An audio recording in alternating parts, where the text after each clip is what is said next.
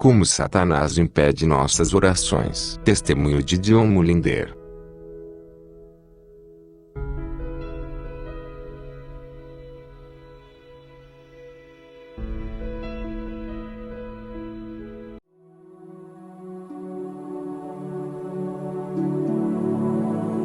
Eu gostaria de compartilhar com vocês parte de um testemunho de uma pessoa salva que já serviu ao diabo. Quando ouvi dar o seu testemunho, eu não queria acreditar, pois foi muito desafiador. Tive que jejuar diante do Senhor por 10 dias, perguntando-lhe: Senhor, isso é verdade? Foi nesse momento que o Senhor começou a me ensinar as coisas que acontecem no reino espiritual quando oramos. Este homem nasceu depois que seus pais tinham se dedicado a Lúcifer.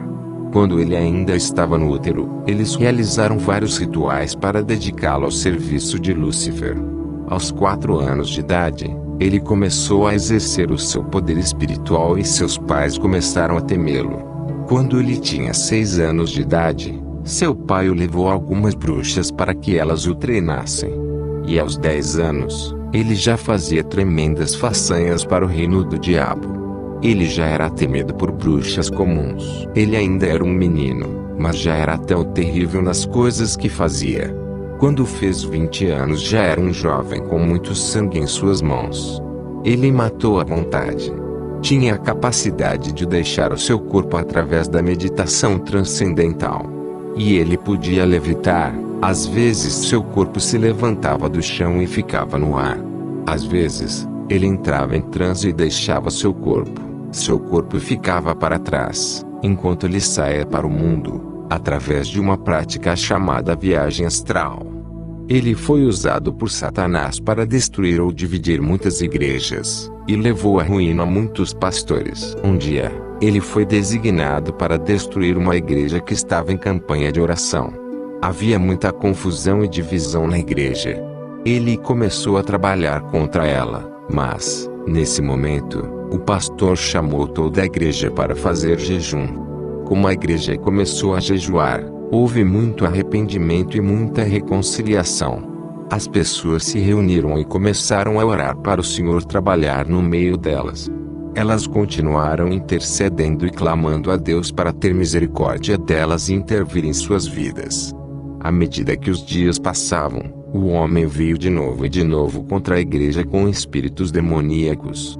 Mas uma palavra profética veio, dizendo aos cristãos para se levantarem e travarem uma guerra contra os poderes das trevas que estavam atacando a igreja. Então, um dia, o homem deixou seu corpo em seu quarto para ir numa viagem astral.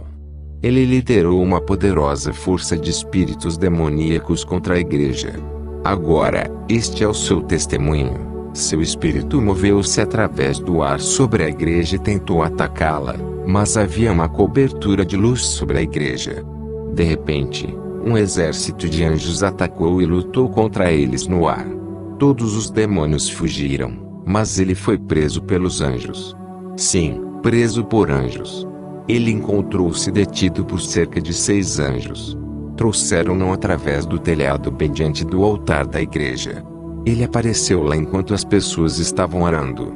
Elas estavam em profunda oração, engajadas na batalha espiritual, ligando e quebrando e lançando para fora. O pastor estava na plataforma conduzindo as orações e a guerra. O Espírito do Senhor falou com o pastor: o jugo foi quebrado e a vítima está aí atrás de você. Ajude por meio de libertação. Quando o pastor abriu os olhos, ele viu o rapaz deitado ali. Seu corpo estava com ele, ele estava em seu corpo. O jovem disse que não sabia como seu corpo se juntou a ele, ele o tinha deixado para trás em sua casa. Mas lá estava ele em seu corpo. Ele não sabia como tinha entrado. Tudo que sabia era que o anjo o trouxe através do telhado. Ora, estas coisas são difíceis de acreditar. O pastor silenciou a igreja e disse-lhes o que o Senhor tinha falado com ele, e então perguntou ao jovem: quem é você? O jovem estava tremendo, pois os demônios começaram a sair dele. Então eles oraram por sua libertação e logo após ele começou a compartilhar sua história. O jovem se converteu ao Senhor e agora é um evangelista pregando o evangelho. e está sendo usado pelo Senhor na libertação de outras pessoas. Uma noite, eu fui a um jantar. A única razão pela qual eu fui era que alguém tinha me dito que este jovem estaria lá e eu estava muito curioso para vê-lo e descobrir se a história era verdadeira. Então eu participei do jantar, e mais tarde foi dada a ele a oportunidade de dar o seu testemunho. Ele falou sobre muitas coisas. Às vezes ele chorava por causa das coisas que tinha feito. Quando terminou, ele fez um apelo. Havia muitos pastores na sala. Ele disse: "Rogo a vocês, pastores, por favor ensinem o povo a orar. As pessoas que não oram podem ser usurpadas em qualquer coisa pelo diabo e existem maneiras que o inimigo usa para explorar suas vidas e suas orações. O inimigo sabe como explorar as orações daqueles que não sabem como orar.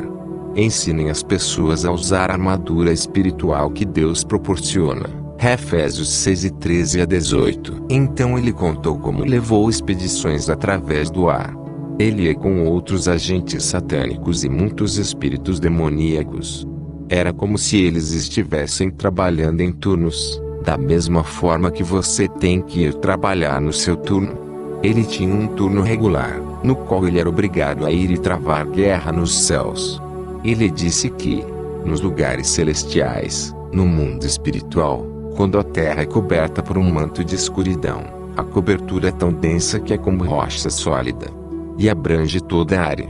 Os espíritos são capazes de ir por cima e por baixo dessa cobertura e, de lá, influenciar os acontecimentos na terra. Quando os maus espíritos e os agentes satânicos humanos terminam seus turnos, eles vão para a terra nos pontos de aliança, na água ou na terra, para revigorar seus espíritos. Como eles revigoram seus espíritos? Pelos sacrifícios que as pessoas fazem nestes altares. Eles podem ser sacrifícios de feitiçaria, derramamento de sangue de todos os tipos, incluindo aborto, guerra e sacrifícios humanos e animais. Podem ser sacrifícios de moralidade sexual, nos quais as pessoas praticam perversões sexuais e todo tipo de promiscuidade. Tais atos fortalecem esses poderes. Existem muitos tipos diferentes de sacrifícios. Ele disse que quando os agentes satânicos estão nas regiões celestiais e os cristãos começam a orar na terra, as orações dos cristãos aparecem para eles em 3 formas. Todas elas aparecem como fumaça que está subindo em direção ao céu. Algumas orações aparecem como fumaça que deriva ao longo e desaparece no ar. Estas orações vêm de pessoas que têm pecado em suas vidas que não estão dispostas a tratá-los. Essas orações são muito fracas, pois elas são desintegradas e desaparecem no ar. Outro tipo de oração é também como fumaça. Levanta-se para cima até atingir a rocha, mas não consegue romper a rocha. Estas orações geralmente vêm de pessoas que tentam se purificar, mas não têm fé quando oram.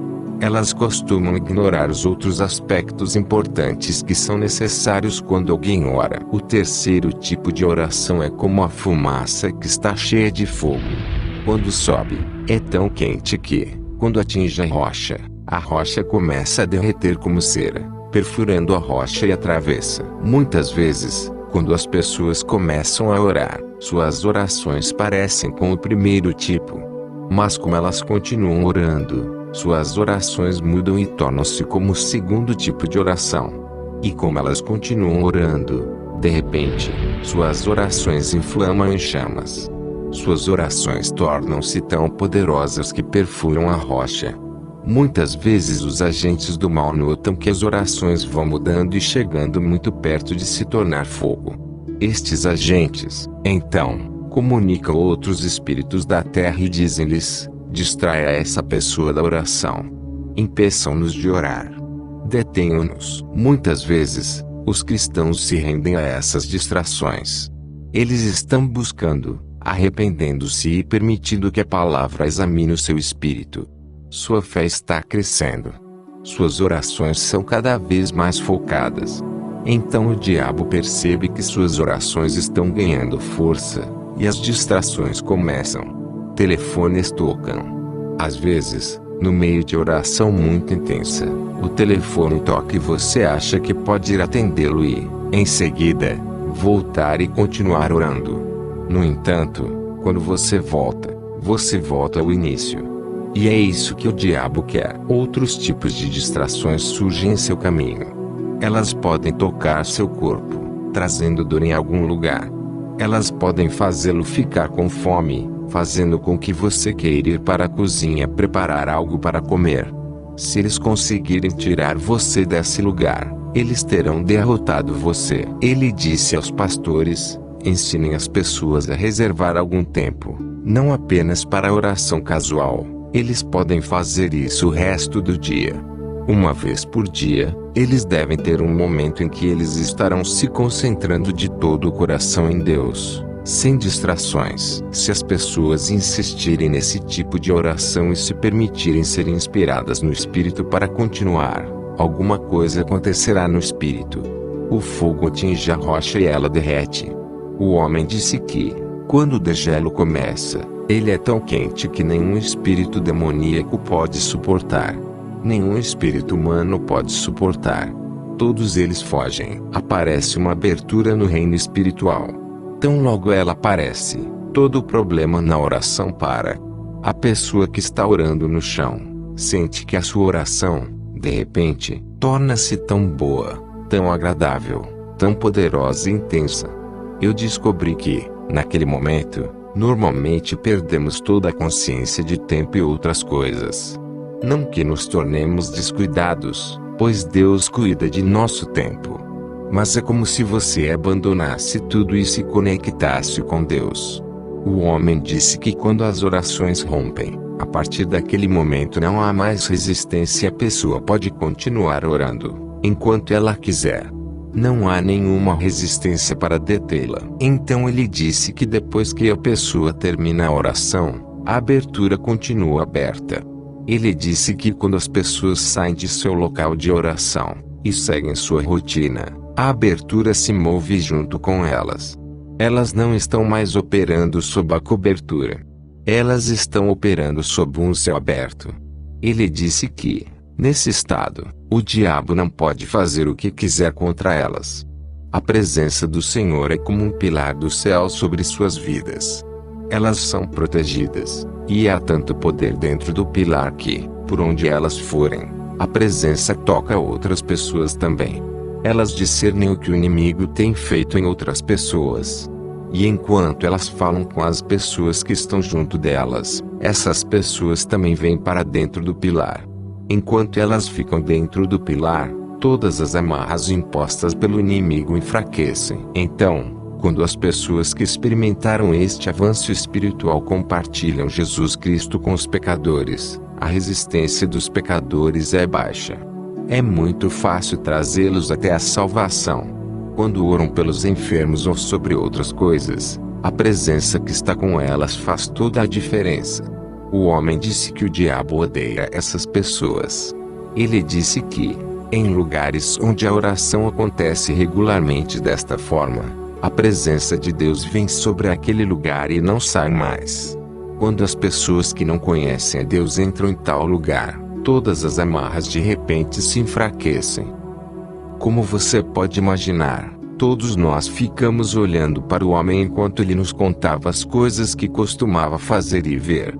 Em seguida, ele nos disse o que os inimigos faziam para aqueles que rompiam em oração. Ele disse que marcavam essas pessoas e os estudavam. Desenterravam tudo o que pudessem encontrar sobre eles, então sabiam de suas fraquezas. Quando alguém superasse em oração e rompesse, eles se comunicavam com outros espíritos dizendo: marque com isso, isso e isso. Estes são os seus pontos fracos. Entretanto, quando a pessoa sai de seu quarto de oração, o espírito de oração é sobre ela, a presença é com ela, seu espírito é elevado e a alegria do Senhor é a sua força. No entanto, o inimigo sempre tenta trazer coisas que possam distraí-la de se concentrar no Senhor. Se a fraqueza da pessoa é na área de temperamento, o inimigo vai levar pessoas a fazer coisas para deixá-la irritada. Se ela não é sensível ao Espírito Santo e se permite perder a paciência, ela tira os olhos do Senhor. Ela fica irritada, se sente furiosa. Então, depois de alguns minutos, ela quer esquecer tudo e seguir em frente com a alegria do Senhor. No entanto, não se sente mais alegre. Ela tenta se sentir bem de novo, mas não pode. Por quê? Enquanto ela estava cedendo à tentação, os demônios estavam trabalhando duro para fechar a abertura acima dela. Depois de terem restaurado a rocha, a presença é cortada. A pessoa não deixa de ser um filho de Deus. Mas o extra de unção sobre a sua vida, a presença que buscou além do seu próprio esforço, é cortada. O inimigo busca conhecer as suas áreas de fraqueza. Se a fraqueza é a tentação de cometer imoralidade sexual, o inimigo vai preparar pessoas ou eventos, algo para despertar a paixão de repente e para levar à tentação.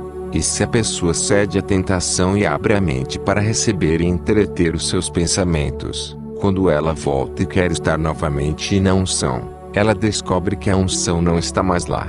Você pode dizer: isso não é justo.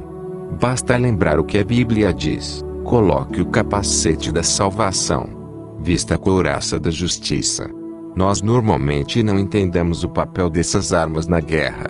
Mas lembre-se que Jesus nos ensinou no final da oração do Senhor: não nos deixeis cair em tentação, mas livrai-nos do mal. Toda vez que você tiver um avanço na oração, lembre-se que você ainda é um ser humano fraco. Lembre-se que ainda não foi aperfeiçoado. Diga ao Senhor, pedi ao Senhor que proteja contra as armadilhas do diabo. Deus é capaz de fazê-lo. Ele é capaz. É por isso que as coisas acontecem às vezes. Tudo o que você precisa dizer é: obrigado, Jesus. É por isso que o apóstolo Paulo escreveu no livro de Tessalonicenses 5:18: dê graças a Deus em tudo, pois esta é a vontade de Deus em Cristo por você. Algumas coisas não são boas. Elas são dolorosas e nos perguntamos por que Deus permite que aconteçam. Mas, se soubéssemos do que Ele está nos salvando, nós o agradeceríamos.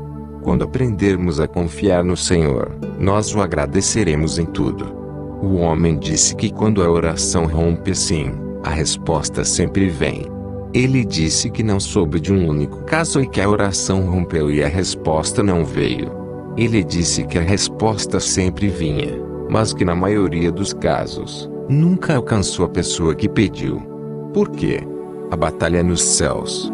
Ele disse que, depois que o inimigo conseguisse cortar o céu aberto e restaurar a rocha, ele observava a pessoa e esperava, porque ele sabia que a resposta definitivamente viria. Então o homem disse algo que realmente abalou minha fé. Foi por causa do que ele compartilhou a seguir que jejuei por 10 dias perguntando: Senhor, isso é verdade? Você pode provar isso para mim? O homem disse que cada cristão tem um anjo que o serve. Sabemos que a Bíblia diz que os anjos são espíritos ministradores que nos servem. Ele disse que quando as pessoas oram, a resposta vem nas mãos de seu anjo.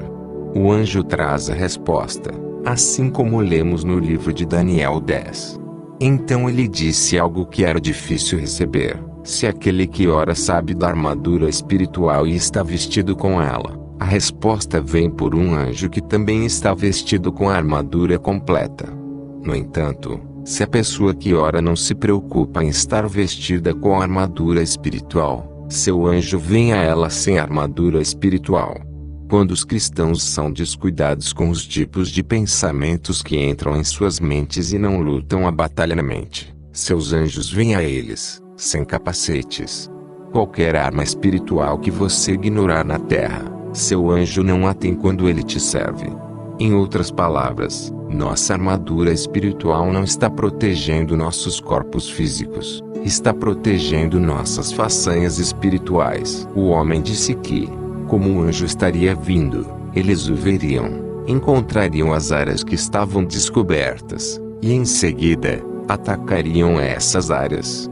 Se ele não tinha um capacete, eles atirariam em sua cabeça. Se ele não tinha um peitoral, eles atirariam em seu peito. Se ele não tinha sapatos, eles fariam um fogo, e obrigariam a andar através do fogo. Agora, estou apenas repetindo o que o homem disse.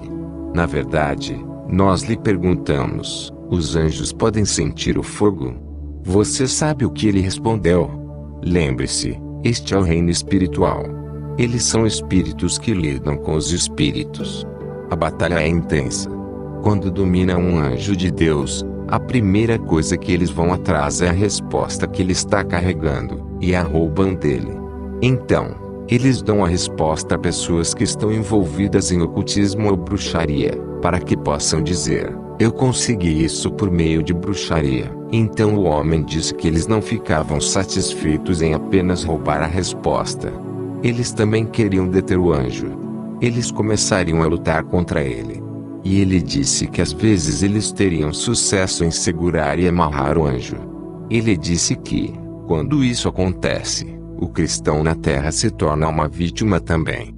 Eles podem fazer qualquer coisa para este cristão porque ele fica totalmente sem auxílio no reino espiritual. Perguntei-lhe: você quer dizer que um anjo pode ser mantido em cativeiro pelas forças demoníacas?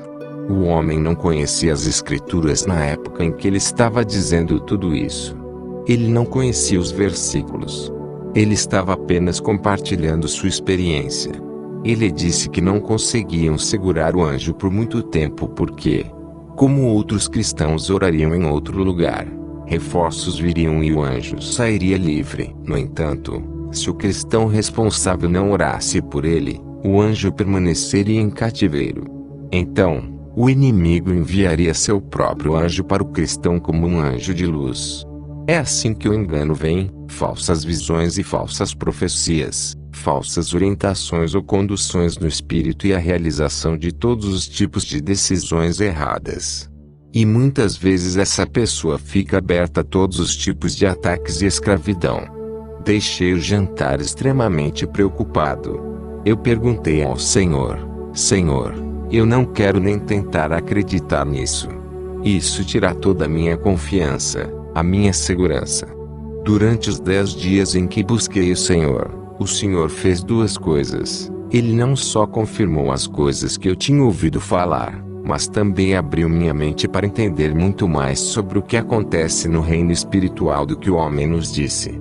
E 2, ele me levou para ver o que devemos fazer quando as coisas estão acontecendo, de modo que não sejamos derrotados, mas que possamos triunfar.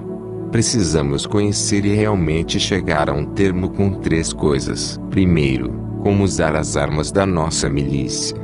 A Bíblia chama de armadura de Deus, Efésios 6, 13 a 18. Não é nossa armadura, e a armadura de Deus. Quando a usamos, nós permitimos que Deus lute por nós.